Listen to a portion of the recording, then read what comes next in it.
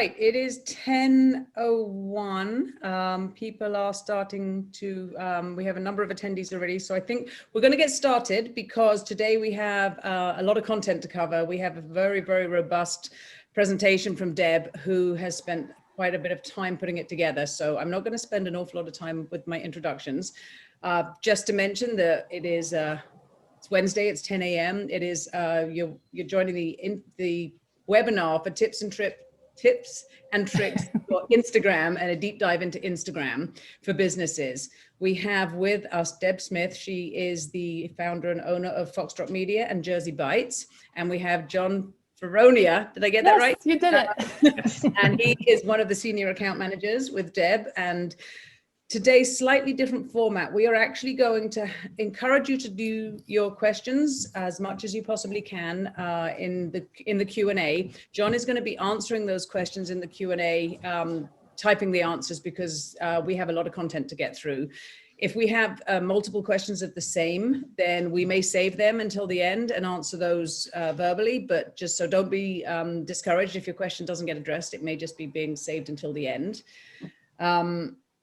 I think that's it. I'm not going to do a big introduction, as I said, because I'm going to let Suzanne do that. Suzanne, sorry. I'm going to let Deb do that, and I'm looking at all my writing. I'm going to let Deb do that in her slides. So without further ado, I'm going to hand that over to you. All righty. Just sharing my screen, everybody. Good morning. Hello. How are you? I am super excited to be here to give this presentation. And like Claire said, it took a lot of research because there's new things happening all the time on Instagram, right? And so just to briefly tell you who I am, I think a lot of you probably know, maybe you were on a past webinar, but my name is Deb Smith. I am the owner of Foxtrot Media, which is a full service marketing agency, as well as the owner of jerseybites.com, which is a website that I founded in 2007, which is all about food and restaurants in New Jersey. And we have, all of our social accounts attached to Jersey Bites, all branded for Jersey Bites. And that's really how I got into Instagram in the first place, was using it to promote Jersey Bites and then ultimately expanding to use it for my clients. So this is me. I'm also the author of the Jersey Shore Cookbook. So you can see some images here from that fun adventure that happened almost 5 years ago. I can't believe it. So onward, we have got tons to cover. And John is armed with lots of links to help expand on your questions, answer your questions, expand on the content that we have here. So hopefully we are going to really do a deep dive into everything that you are interested in. So first of all, what we're going to cover today, are you a business or are you a creative on Instagram? What is your look and branding and what should it be? Content and engagement, content is king on all social media.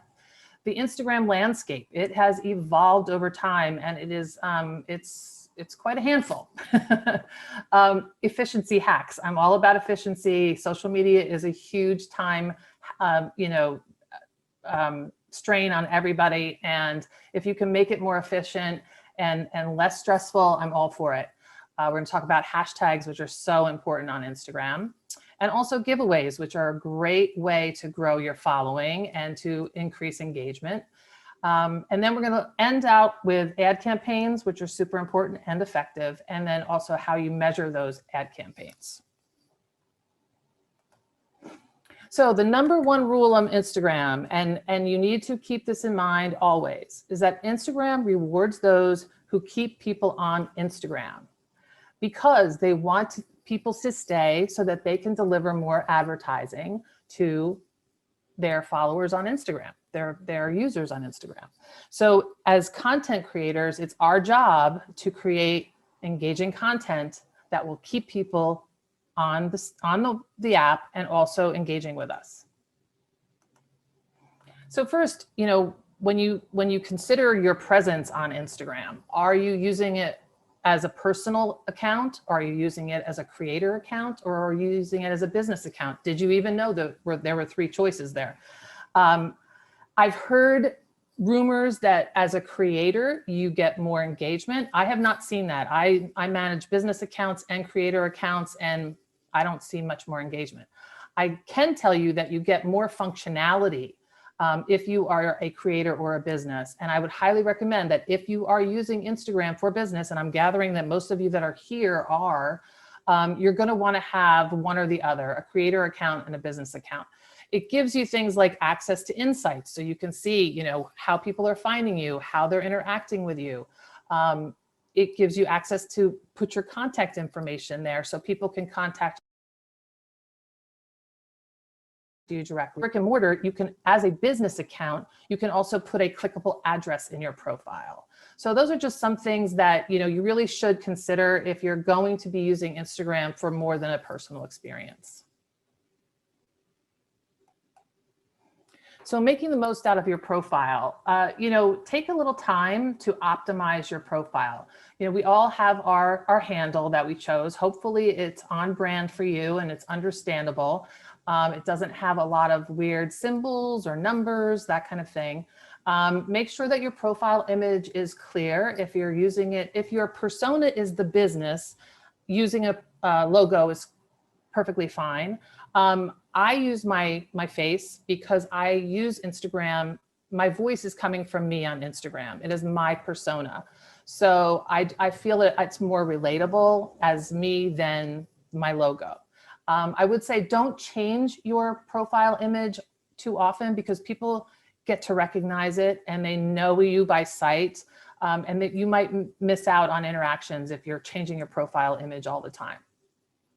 You also have a name field where you can manipulate that and use it for more than just your name. So add in keywords that people can actually find you for if they're searching, and also just gives them a quick snapshot of what you're all about, real quick and upfront, right?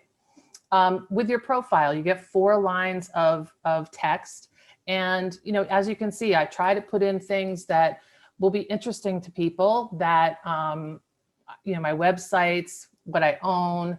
I use emojis to kind of break it up, make it more visually appealing. So those are my recommendations for you. Think about how you can give, that's your elevator pitch, right? That's telling people what you are, who you are, all about right up front. Try to make it interesting and not so, you know, straight off your website kind of thing.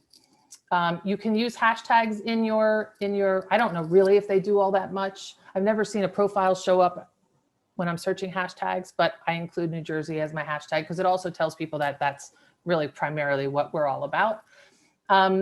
We use the link in bio, which I'm going to show you in a following slide, which it's a really great tool. It's free and I highly recommend it. And then also your story highlights down below. You can create, when you create stories, you can save them as a highlight. And then this gives you even more room on your profile to, you know, brand yourself, explain your services, just, you know, expand the story of you. And you can make them look very nice and clean with, you know, custom graphics that you make. And I'll show you how to do that later when we talk about stories. Are the questions coming in, John? Yes? Yes. All right, so link.bio is one of the apps that we use. There are others. Later is another app that where you can create a landing page. And basically, you know how Instagram only allows you one clickable link from your profile, from your bio in your profile. So let's maximize that one link and create this landing page where we can have multiple links very clearly you know, labeled so people know what they're getting when they click on those links. And that's a perfect way for you as a business to, you know, you can link to your services page, you can link to your pricings page, you can link to a contact form, you can, you know, think about, you link to your blog. There's a lot of different places on your website that you can probably link to maximize your engagement with people that follow you. Deb, I just want to, whilst you just pause for a second, if I could just ask all the attendees, please could you try and put your questions in the Q&A and not in the chat box, because as the chat box is coming in, we may lose track of some of those questions. So if you could please try to use the Q&A and not the chat box, that would be great. Sorry, go Okay. ahead. Sure. And if you need me to slow down, just tell John to tell me to slow down. I'm in rush mode only because we have a lot of content and I do want to get to your questions. All right. So content and engagement, you know, the foundation of all social media. How do you create this engaging content? Well, first of all, we're going to kind of dive into each neighborhood, as Sue B. Zimmerman likes to say. If you don't follow her on YouTube, she's a great Instagram teacher. And I have her link at the end of this as well. But you know, when I started on Instagram back in the good old days, there was just the feed. It was just, oh, it was wonderful. It was easy. And, you know, I easily got 900 likes on a photo that I uploaded. Those days are gone. Then came stories, and stories was Instagram's, you know, answer to Snapchat. And that's what Instagram likes to do. It likes to create those competing tools in hopes that it gains even more followers or more users and more users. So stories came and stories evolved. I find them very useful now. I did not at first. They were kind of annoying to me. And then live, I can't remember if live or IGTV came first or second, I don't know. But eventually those two showed up on the scene. And then of course, Reels is the latest. And Reels has really been pushed a lot by Instagram, and we're seeing a lot of pressure, right, to start creating Reels. But first, let's just talk about content and how to create engaging content that your users are going to interact with you about. And always remembering that golden rule, which is Instagram rewards those who keep people on Instagram. So some of the ways you can do that, one of them is carousel posts on Instagram in your feed. So I'm sure you probably know it's putting more than one image so that you have to slide and look at each image. It counts as engagement. Every time somebody goes boop to another image, that's all counted as engagement on that post. The other nice thing about carousel posts is the following day, the second image in line will be shown to the people that haven't engaged with your content yet. So it kind of gives you that second chance to grab the attention of people that are scrolling down. Quality images, you know, I see so many bad fuzzy images out there, and especially if you are in, you know, like let's say the food industry where, you know, great looking shots of your food is so important. It's really, you know, with the phones that we have today, I mean, there's no excuse that you can't take a good photo. Mix it up, you know, you've got video, you've got carousel posts, you've got just single feed posts. You know, try to have not just, you know, I always say if I see a feed that's all selfies, I just am never following you. It's just not something I'm interested in. And I don't know if I'm alone in that, or I think I'm not. So ask questions in your posts, take polls in your stories, ask for feedback, you know, just getting people to interact and talk. And they like to if they're interested in the content that you're putting out there. Hosting giveaways is a fantastic way to get engagement going, and we're going to cover that in a little bit. And then you can create time-sensitive offers. So if you are a gift shop, if you're selling something, offer something that's only going to be available in the next 24 hours, and tell them to DM you if they want to get that offer. DMs count as engagement. You know, Instagram looks at everything that you're doing and how you're interacting, and DMs show engagement. They show that people are interested in you and your brand.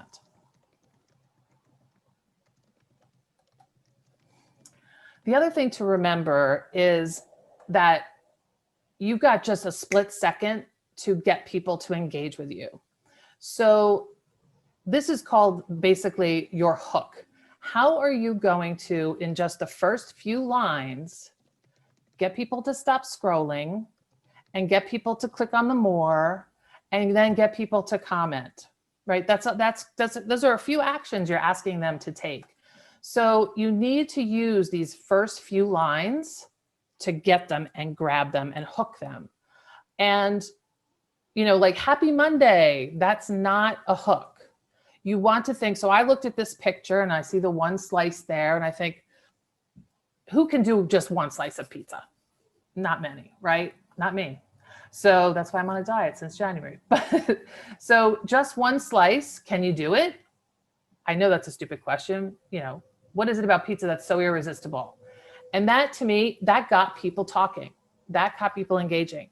And the other thing too is when you have just the first hour that your post goes up, when people are really going to start engaging and you can engage back to encourage more engagement. So getting them to comment early and then commenting back and having a conversation. Ask them a second question in a comment, ask them, so where do you go for your favorite pizza, or whatever that conversation can be. I'm just warning you all that food is a big thing for us. So you're going to see a lot of food photos and me talking about food because I do it day in and day out. But if you own a gift shop, if you own a hair salon, whatever it is, think about how you can get people to take the hook, right? So the other key to, stress less or stress free, not stress free ever, but less stress in social media is planning out your content. We use a third-party app for agencies, which we just live by, but there are third-party apps out there for Hootsuite that you can use, which gives you a nice, beautiful calendar, and you can map out all of your social media. And Hootsuite will actually directly post to Instagram. This is new because it's been up till very recently, you had to, even though you were using an app, it would go to your phone. You'd have to upload it from your phone to Instagram. And now Instagram has started to allow third-party apps to actually post directly to Instagram, which is fantastic, especially for us. Think about your content pillars. So, mapping out your content strategy, what are those pillars? What are those headlines, those topic titles of content that you're going to focus on? So, going back to a restaurant, and I'm sorry, but it's the food, obviously, it's service and staff, it's the ambiance. Those are the different content pillars, and the patrons, let's say. So if we can keep that in mind when we're mapping out our content, and that helps it mix it up, not be the same thing every day. And it keeps you focused and it keeps you structured in creating content, which we all need, because it's just, nobody likes waking up and being like, oh God, what am I going to post today? Right. We also, pay attention to the holidays and make sure that we're, and that's not only the general holidays, but also the every national day, that you can think of, the change of seasons and how we can incorporate that into our messaging, curating content. So if you are lucky enough to have user generated content, so you've got customers that are tagging you and they're taking photos of your stuff and they're making stories about when they're in the store or whatever that is, that's fantastic stuff to repurpose. And you can schedule that out too, easily. And then there's also curated content, especially if you're starting from scratch, looking to other people's Instagram accounts and sharing their information, using a share app so that they're getting, credit for all of their content, is another way. So use your insights to see what's working, see what your followers like, and see what your followers don't really care about. And lastly, there's this great tool, which is right here. It's called wave.video/social-calendar. I'll show you that at the end if we have time on my computer, but it's a great planning tool and it's free. So remember that. Deb, just one quick thing. We Yeah. have one question that I think is possibly relevant here. Uh-huh. Is the feed aesthetic still important so that colors, etc., repeat? This is a question that was posed. I'm hearing there's a shift to non-filtered, more spontaneous images. I never bought into that, even from the very beginning. It just wasn't going to be part of my branding. I'm much more of a real-time, real life feed. I'm glad to hear that. I haven't really heard it, but I never really subscribed to that either. If you're a food stylist or a photographer or something in that nature, then it makes sense that your feed should be beautiful. But it all really depends on the brand. My feeling though is every photo should be engaging and, you know, captivate your audience, but it doesn't all have to be perfectly stylized and beautiful. And, you know, I don't believe that. And I don't think I've, I don't know what the word I'm looking for is. I don't think that it's harmed my Instagram following or my engagement or anything. I hope that answers your question. Thank you. So engaging with your community. So there's two types of communities on Instagram. There's your community, who are people that already follow you, tag you, mention you, DM you, make comments, that kind of thing. And for all of those, you are reacting, hopefully, right? You're reacting to them and you're responding and you're engaging with them, which is great. And you should be doing that. But the other part of what businesses don't do, especially if they're semi-established on Instagram, is they don't go out to the extended community that's not following them and try to proactively engage with that audience. And you can find those people through hashtags. You can find them through location tags. You can find them in the Explore. You can find them through, you know, other comments on other people's profiles or posts.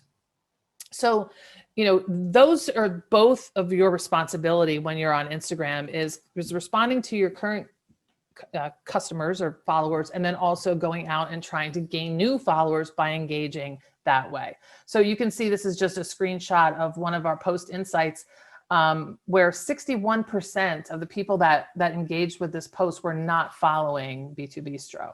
So that means that, you know, we're working with hashtags, we're working with engaging outside of our followers to get a reach like that.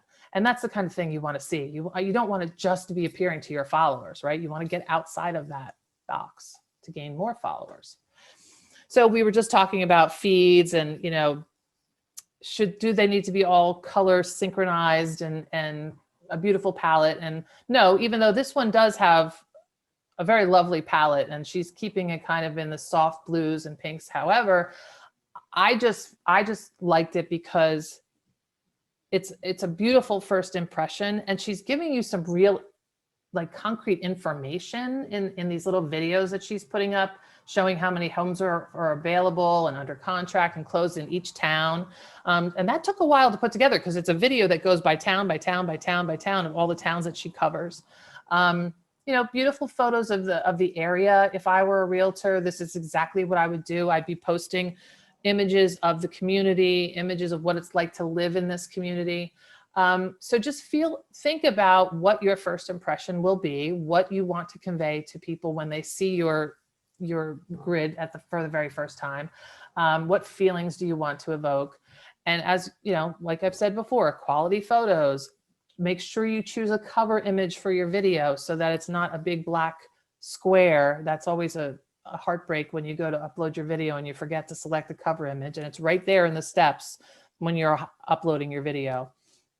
And then of course, you know, use your story highlights. That's just one more way to brand and make a first impression on your feed.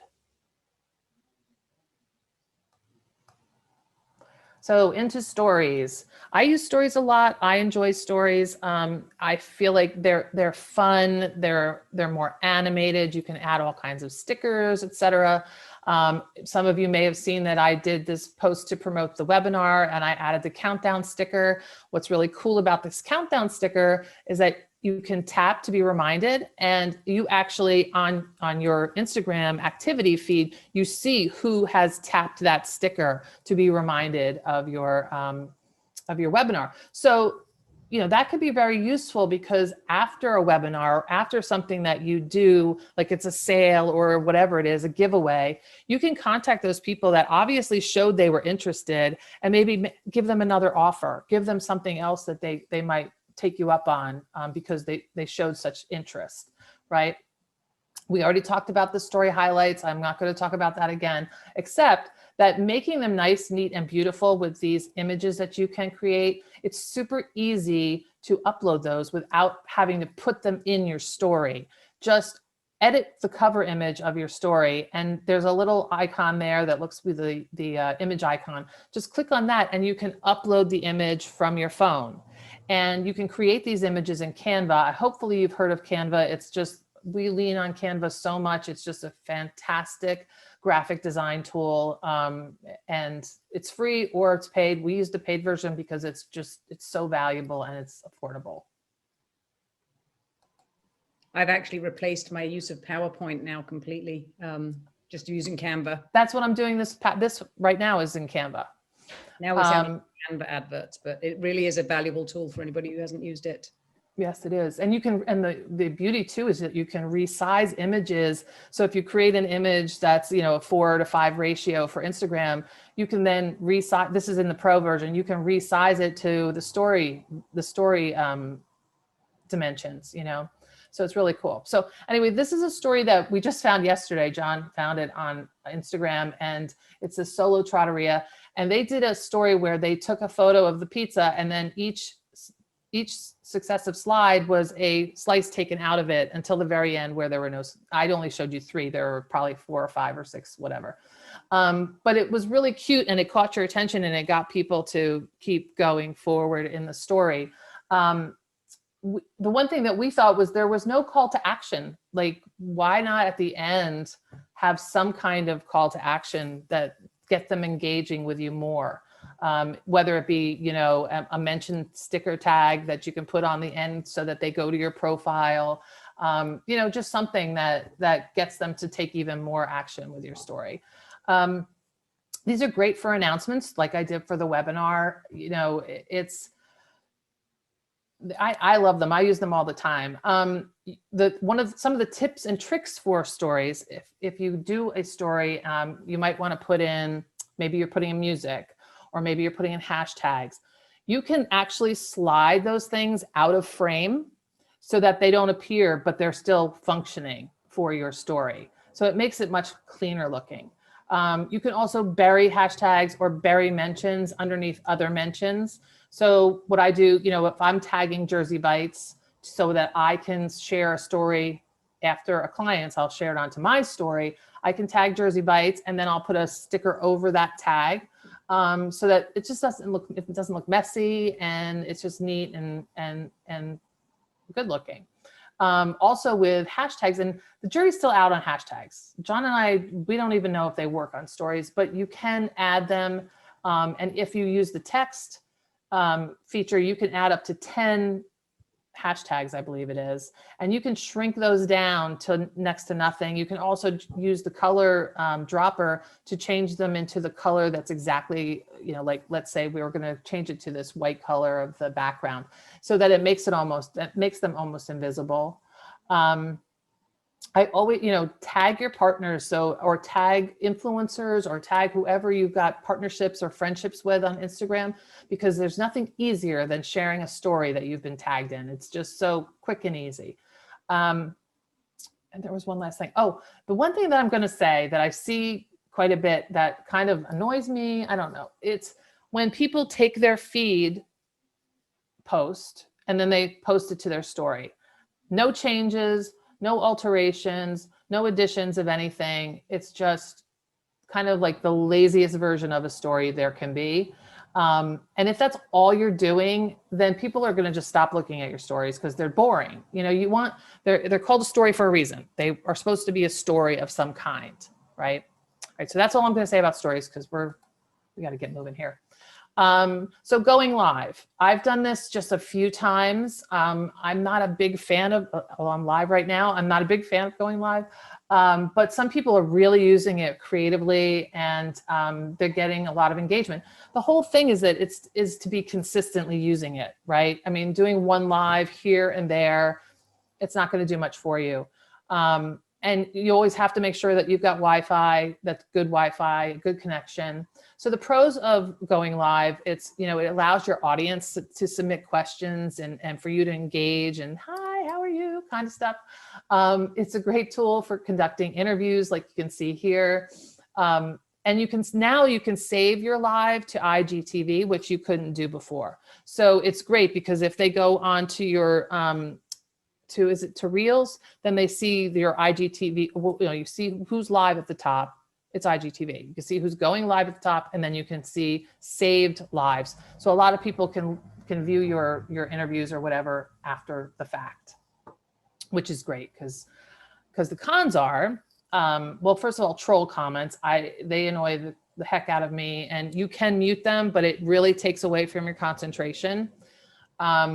There's not a lot of audience members a lot of the time. You really have to kind of hang out and wait for people to show up.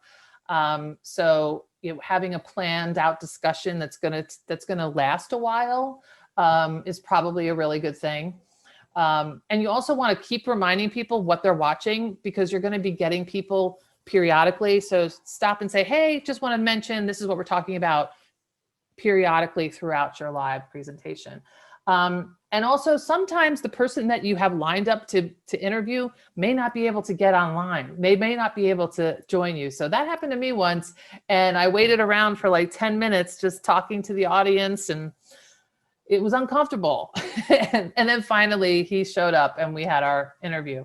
So just be aware of all of that. But experiment with it. If it's on brand for you, it could be a great tool. So a couple of questions. Okay. To that, Deb. Number one, did you have to do like a tap dance or something when you were waiting for your person you were interviewing? I just kept asking people questions, like, so how's COVID treating you? Like, I don't know, it's just so uncomfortable. Super awkward. But the real questions are, so like anything, one of them from Toby, like anything, this takes time. If you're a small business owner, do you have a dedicated staff member to do this? Because response and being active is the key. What happens if you don't respond? Well, you just lose out on engagement. It's just an opportunity to engage your customers and make them feel special and great and loyal. And we now say that social media is not only about content creation, it's also about customer service. We answer questions all day from people who are asking everything from, do we need a reservation for the igloo to, or, somebody's has a complaint or whatever it is, a lot of people are using it as their first form of communication with a brand. Sometimes it boggles my mind because, we're not on premise, but it's just that it is the way it is. It's so much more convenient. It's like texting a brand. So, but yeah, so if you can have somebody that's dedicated to monitoring it, if it's a big part of your business, especially, there's certain types of industries where it plays a big part in your business. If not, it's not as important, obviously. I mean, I guess if you put that into a business perspective, take out the fact that it's Instagram, I guess, if you don't respond, how would you manage it if it came through a ticketing system or a phone call or something like that? Right.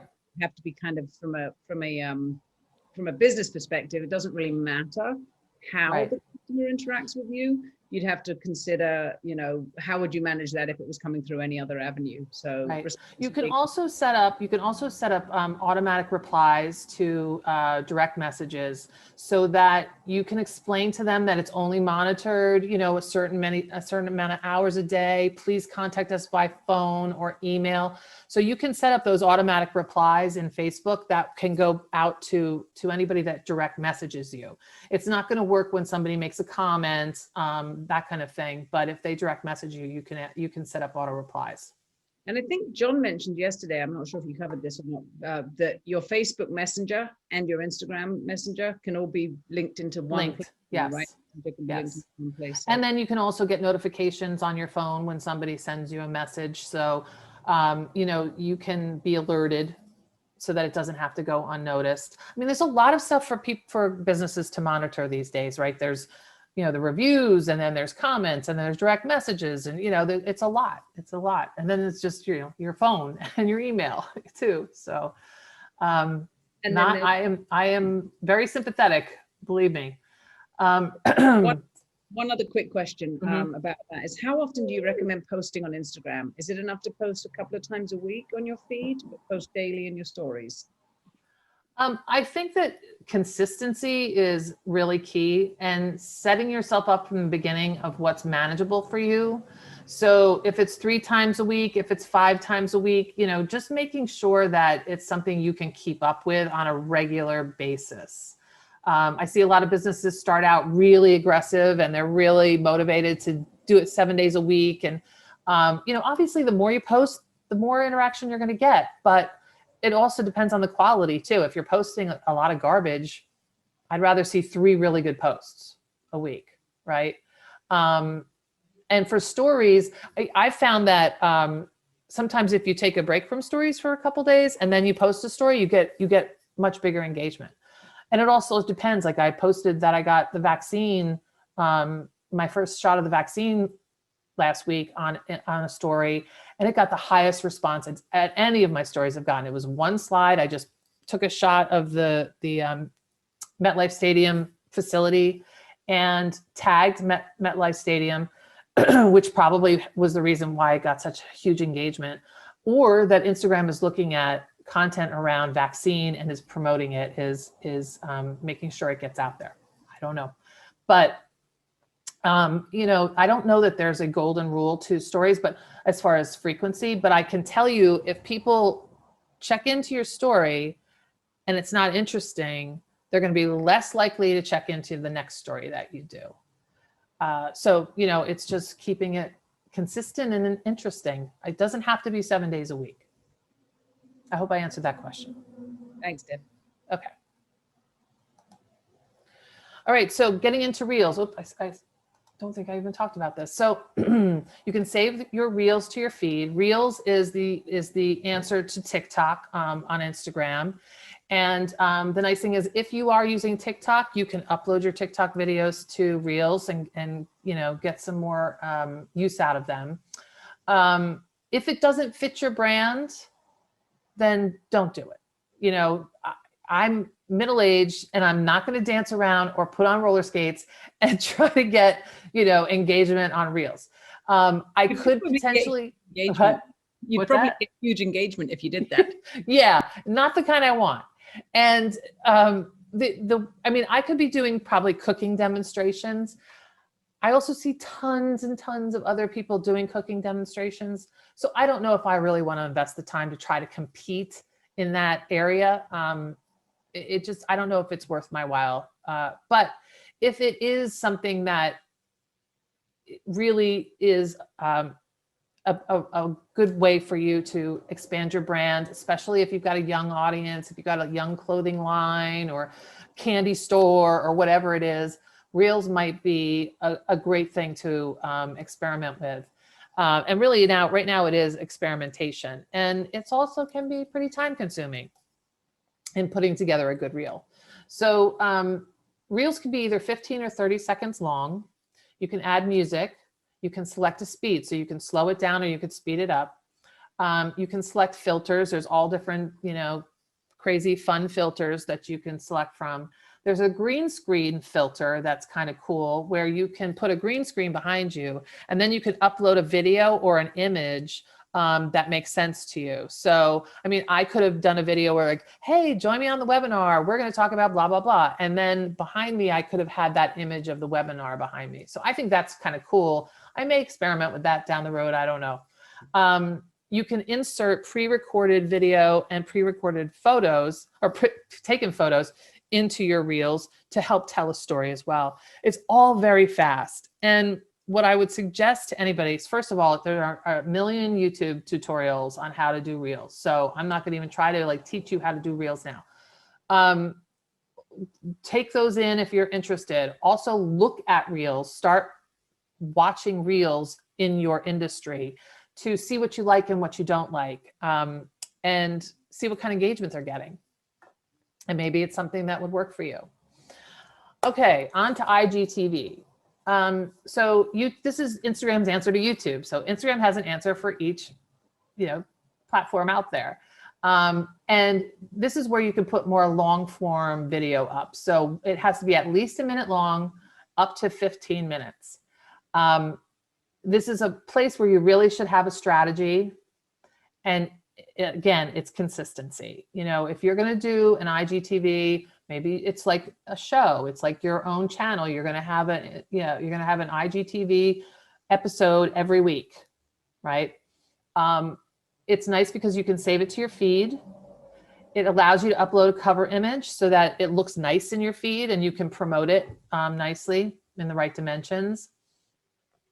You can promote your IGTV. You can link your IGTV through a story. So that's really cool. There's a little link icon up at the top of your story and you can select an IGTV video. And you can also, which I just found out like 10 minutes before I put this all together, we got on the call, was that if you are, like for instance, the guy in the previous slide, he's a big YouTuber that I follow. I love him. And he posts his videos to IGTV. Well, if you have your videos on your computer, if they're in your Dropbox, whatever, you can upload them from your computer. If you go to your Instagram account on your web browser, go to your profile, all of your different neighborhoods are listed here. You hit IGTV, and then you can upload your video that way. So I thought that was a really neat trick. All right, anything before we move on from the neighborhoods? No, I think we're good right now. Okay, so we're going to go into just a few efficiency hacks. This program is like a life-changing program for anybody that's trying to grow engagement and stay on top of their immediate audience, and then also that expanded audience that we're going to try to reach. So it's called $1.80. It's free, and you can track up to 10 hashtags in this platform. I think it's it's right here, app.$1.80.com. It brings up you can track recent posts, or you can track top posts. It brings them all up in these nice, neat rows under these different hashtags. And then you can go one by one to these posts on your computer and check them out. You can respond to posts, you can add emojis, you can do all that good stuff. It will save your favorites so that you can use them on other posts. So if you're a food blogger or whatever, and you want to engage with restaurants, or you're a food influencer, and you're just going to say, "Oh, yum, that looks amazing." Okay, save that as one of your comments. And it just really helps you do this so quickly. And I'm so much quicker typing with all my fingers than typing with my thumbs. So this is just, it's just such a fantastic tool. And you can upgrade to a pro version, of course, where I'm sure you get more outbound messages every day, and you can probably track more hashtags, etc. But definitely give this a look, because it's such a time saver. All right, so I briefly mentioned the saved responses, which is another great time saver. If you have a common question that gets asked a lot, you can, so instance, one of the restaurants, a lot of performers will contact them, like, we would like to audition and whatever. So we have just a standard, we're not doing live on entertainment right now, but if you'd like to send a tape to our manager, here's her email. You can type out that comment and just press on it and hit save, and it will save as a saved response. And then you can give it a short code. So I just gave it the code live. So anytime I want to go in and respond to somebody like that, I can just hit live, and it will auto-populate with the response that I already have crafted. And I don't know how many you can do. You can save quite a few automated responses. The other way to make communication really fast and easy and kind of personal is to record an audio response to somebody's DM. It's quicker than typing, and it also lends your personality to it and just a more personal feel. So that's another little hack that I highly recommend. And then also with hashtags, saving your hashtags in a Word doc or a note on your phone, something where you can just go over, copy, paste over onto your Instagram feed or your Instagram post is just a great time saver. So we are going to boogie along to hashtags because we are we still have a lot to cover. So hashtags are super important. Excuse me one sec. And I see so many mistakes with hashtags, or I don't even know if it's mistakes or if it's laziness. And just using your basic, like this, hashtag pizza, right? It's got over 52 million uses for that hashtag. You're never going to be, unless you've got the most amazing, engaging pizza photo or video, you're not going to get to that top post, or you're not even going to stay in recent for a minute, right? So you want to go after hashtags that are in the 10,000 to 50,000 range, right? So that's kind of your sweet spot. So if I'm doing a restaurant in New Jersey and pizza is one of their items, I'm going to use NJ Pizza because it's right in that sweet spot for usage. So if we've got a really great shot, we might be able to get to the top listing and stay there for a little while, right? So you need to do your research with hashtags, and I do it, just using Instagram on desktop to research it that way. You can just put in different hashtags and it'll give you all the variations and how much they're used, etc. You don't want to go for these little ones because they're not going to do anything for you either, because nobody's using them. These are like practically dead. Okay, so look at your competitors for hashtag ideas. Look at influencers and what hashtags they're using. And then, like I said, you can use your desktop to make it quick, and then just save it into a Word doc or save it into a note of some kind. There's also an app called Smart Hash that I've used in the past, which is kind of cool. They have a free version and a paid version, and they will split test copy your hashtags so that it will tell you which hashtags are working, and it will test hashtags against each other in different posts. So this is kind of a cool tool to use and then they'll say like beach living is a red. That's the most successful hashtag out of that group. The yellows are good hashtags. The grays are not even worth using. So this is a great way to test your hashtags. And for people that don't think hashtags are important and that they don't do anything, I'm just going to show you this screenshot of a recent post that, of the 4,694 people reached, 757 of them came from hashtags. So that's significant. And, you want to make sure that you're putting in the time to figure out what hashtags people are using and which hashtags are the best for you. All right, on to giveaways. So, like I said previously, giveaways are a great way to get engagement and to gain new followers or new email subscribers. So, I love this giveaway that Untitled is doing right now. It's actually the Rollo Restaurant Group, and they've included all three of their restaurants. They made this great image that tells you right away it's a giveaway and what you can win. Down here, they make sure there's a giveaway alert right up front and center. Remember that hook. You want to make sure that your giveaway alert is right up there in the hook. And so all of this is really, really cool. It also is a significant amount of, significant prize amount, significant chances to win. All of those things are going to make it a successful giveaway. So you can give away, there's types of giveaways that you can do. You can do your own giveaway where you're giving away something, like I could give away my book. That would be my solo giveaway. You can have a partner in your giveaway. So kind of these guys are all partners in this giveaway. If somebody wanted to partner with Jersey Bites, we could offer that giveaway on both of our sites, right? Both of our Instagram accounts, or we can do a third party where it would be like, let's say an influencer does a giveaway on behalf of your brand, but you're not doing the giveaway, they're just doing the giveaway. So those are the three types of giveaways that are pretty common. If you're going to partner with somebody, make sure it's a really great fit for you. Like I wouldn't partner with a fashion, company because that's not what my brand is about. So make sure that they're a good fit. And there's a really good thing to remember about if you're partnering with an influencer. There's people who are popular and there's people who have influence. And you want to make sure that you go to somebody who has influence in your industry. So somebody that's popular can just be, maybe they're a big YouTube guy and they've got millions of followers, but they don't really have a specific influence in a specific niche, right? Or you can go with a, let's say food again, a chef who has millions of followers and people listen to him because he knows what he's talking about food.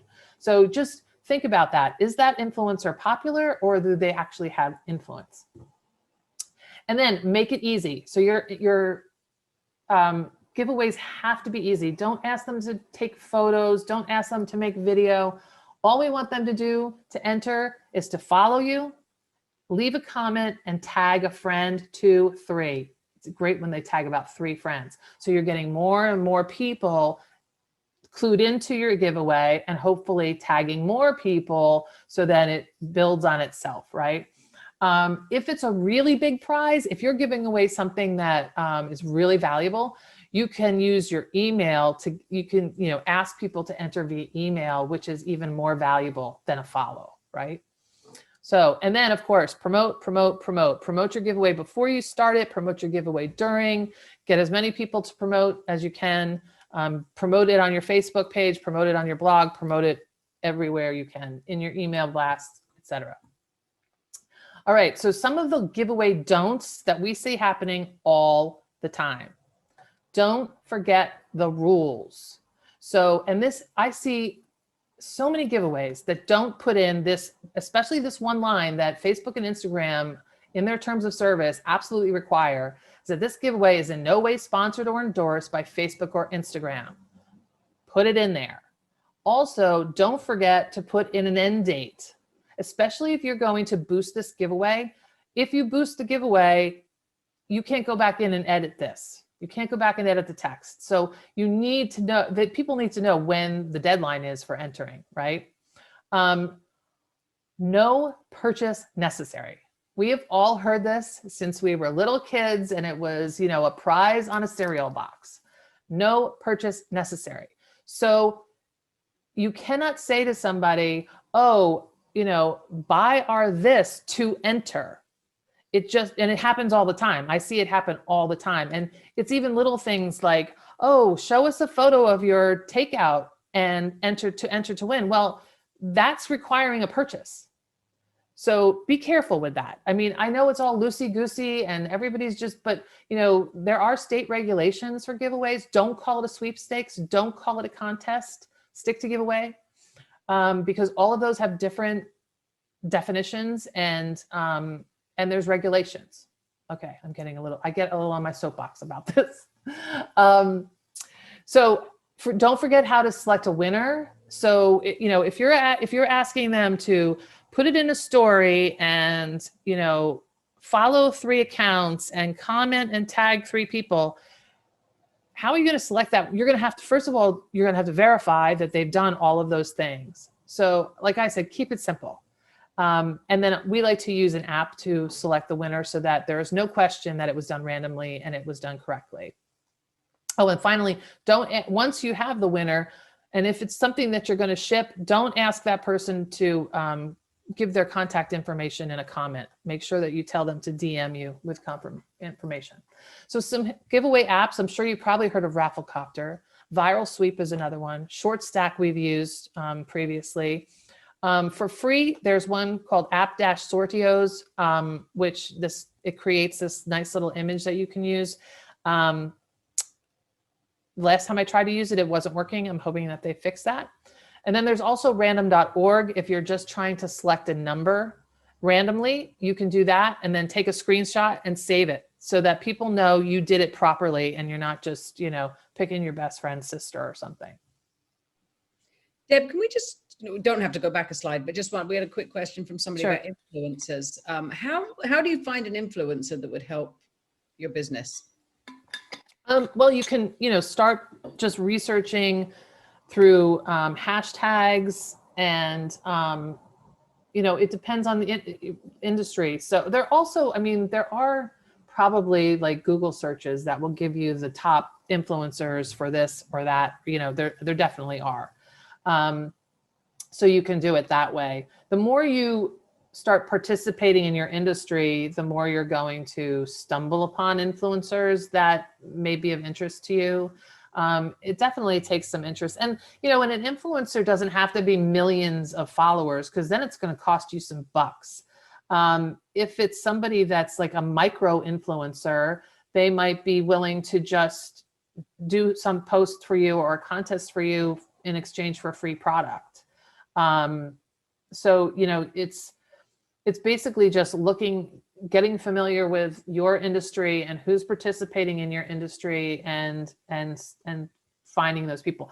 Eventually, influencers might contact you too. We get that a lot too, where, you know, somebody's big on TikTok or they're big on Instagram and they want to collaborate with your brand. And sometimes it's worth it. Sometimes they want to charge you. But, you know, we always vet out whether we think we can do better. You know, if somebody wants to charge $500, but we think we can reach more people with an ad for $2,000, we might not decide to work with that influencer, you know? So, you know, there's tons of information out there. Just Google your heart's content about influencer marketing, finding influencers. I'm sure there's a ton of information for you. There's agencies you can hire that will put you together with influencers too. All right, how are we doing on time? Oh, we're into the ads section, so we're pretty good. So for advertising on Instagram, you know, I've done a whole, and actually we have a recording of that webinar, don't we, Claire? For really diving deep into Facebook and Instagram advertising. Sorry, I have muted. Yeah, we do. We have it. It's on our YouTube channel. Right. So if you wanted to go do a deep dive in just advertising, we already have that recorded for you. But I'm just going to talk briefly about, you know, advertising on Instagram and, you know, what are your goals for it?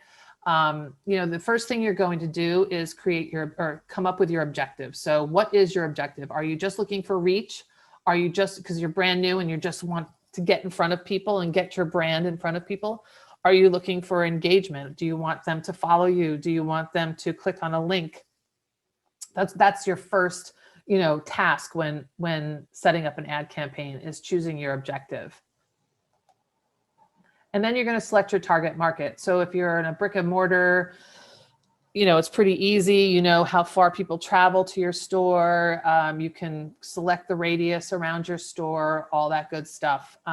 You can select different interests, different behaviors, different demographics. If you know you're just a women's clothing store and you only really appeal to the 25 to 35s, you know, you can select all of those great filters for your ad campaign. And that's what makes advertising on Instagram and Facebook so incredibly valuable and cost effective.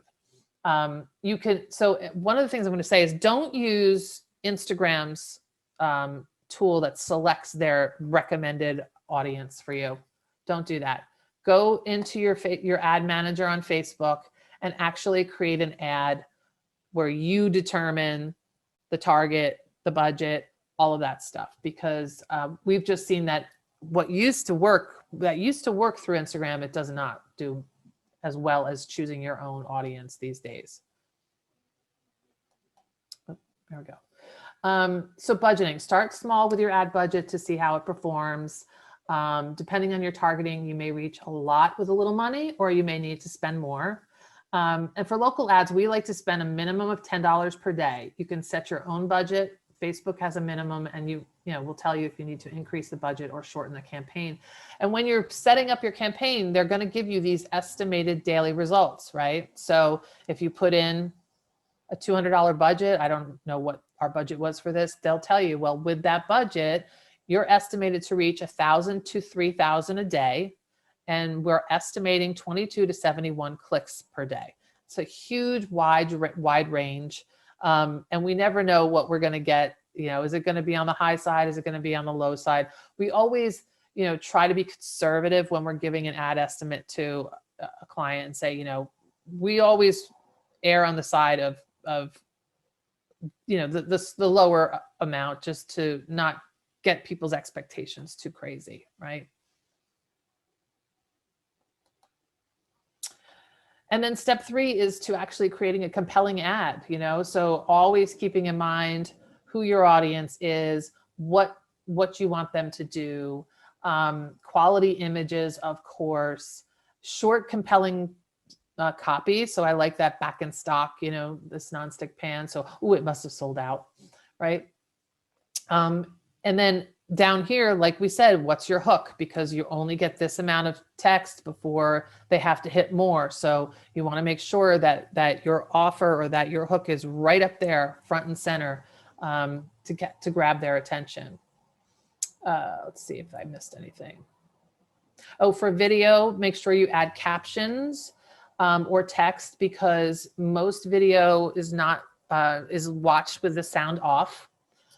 So you can, you know, put some pretty music there or audio, I mean, you know, voiceover, but definitely add your captions and your text. And I'm sure you guys have seen this on Instagram feeds, right?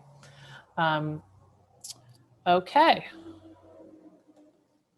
And then at the end, you know, this is a report that we put together based on what Instagram gave us, but it's going to tell you how many clicks that you had through the ad, all clicks and then link clicks. So, and then unique link clicks. So 394 people, individuals, clicked on the link, but more of that, some of them clicked more than once on the link. So that's what that link clicks is. And then all clicks is, you know, if they're clicking on an image, or I think, you know, doing a like, or all of those other clicks that are involved. It reached almost 9,000 people. The frequency is how many times one person saw the ad. So we would look at this 1.68 and say, oh, geez, you know, they haven't even seen it twice. So we're going to keep this ad running, because we want to get up into the 5, 6, 7 frequency for ads. Because, you know, people don't take action. Many of them have to see it several times before they take action. Impressions is basically how many times this audience saw the ad. And they'll tell you if it's a video, how much of the video was watched, how many people watched it all the way to the end. Your click-through rate and your cost per click. We are always looking at cost per click, because, you know, we want it to be as low as possible. 23 cents is great. But it depends. If you have a really small niche audience, your link clicks are probably going to be higher. But, you know, it depends on what you're selling too. If it's something that's, you know, has a big ticket item, you know, you might be willing to spend $1.50 for a click. If it's a smaller sale, if it's a smaller, you know, item, you're not going to want to spend a lot of money on clicks. So, you know, that's something that you have to take into account, and look at the benchmarks. And you can Google, you know, benchmarks for your industry for ad results, and find out where you stand in your industry for this kind of thing. CPM is cost per thousand. So it cost us under $7 to reach 1,000 people. And that was a $100 budget. So we would definitely put more money behind this ad, because since we only reached them less than 2 times. And the click-through rate was pretty good. So, and that is basically it. We're just listing some tools that we recommend in creating content. Here is Sue B. Zimmerman. If you want to take more classes on everything Instagram, she's the Instagram expert, and does new videos every Monday. So she really keeps on top of everything that's changing. So she's a great one to follow for added information. And now we are ready for questions. If we've got, I think we have basically 11:04. Yeah, we answered all the questions as they were coming in, just because we were conscious of the time. Mm-hmm. So there was one question from somebody who's an author, and they've asked for suggestions on how they promote their business as an author. And I think what I probably recommend is for that person, could they email you? Sure, absolutely. Yep. All right, perfect. So Kevin, you can see Deb's email address there, so feel free to reach out to her, and she'll be able to hopefully answer, help you. Not bad, 4 minutes over. Yeah, not bad. You talked really fast. You did great. Because we were like 90 minutes yesterday. Yeah, no, that was great. So I just want to say thank you so much, Deb, and thank you, John, Oh, my pleasure. for those questions, because that really, really made my life a lot easier. I didn't have to do as much as I usually do. So thank you. I appreciate that. So to all the attendees, thank you so, so much for attending. Yes, thank you guys. Just going to give you a quick blurb about SCORE, which I should have done in the beginning, but I just wanted to get going. So we are a non-profit entity. We're a business mentoring company, or not company because we're a not-for-profit, but and we are nationally recognized in the US, and we're sponsored by the SBA, and we are run 100% by volunteers.